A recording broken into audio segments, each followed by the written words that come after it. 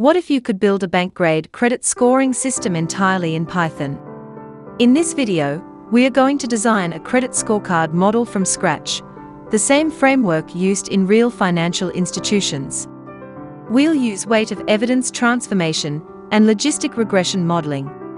By the end, you'll understand how raw borrower data turns into a numerical credit score. For those who are interested, I will share the link to my earlier video on weight of evidence on screen and in the description box as well. After downloading the mandatory Python libraries, we can start by using the help function to inspect the scorecard ply function. Looking at the printed result, we can see an explanation of the parameters of the function, the expected return, and sample codes on how to run and use the functions. We can just follow and run the codes accordingly. After running the prerequisite codes, we can finally run the scorecard function. It requires 3 arguments: the bin, the logistic regression model to extract the coefficient of the features, and the training data itself. The output is a dictionary, which is not really readable. Hence, I converted it into a data frame for easier viewing. Now, we can see rows of feature variables, with the split bin range values, and the corresponding credit score value. There is a base point score, which will be added to all the records for credit score computation, and each value for the feature will have a contributing credit score as well. We can add the credit score values to the data frame and plot a histogram of the credit scores.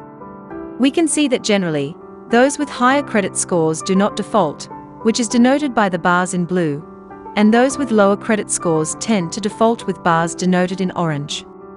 Of course, the model is not perfect, as we can see some with high credit scores above 600 defaulting, but it seems to work well generally.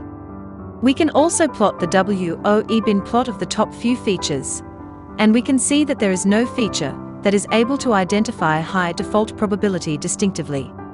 Last but not least, we can also use the scorecard ply function. This function will create a data frame of each record, with feature columns of their corresponding credit scores. We can view one record to take a better look at it. Each feature name is suffixed with points, and the values are the individual feature contributing credit scores.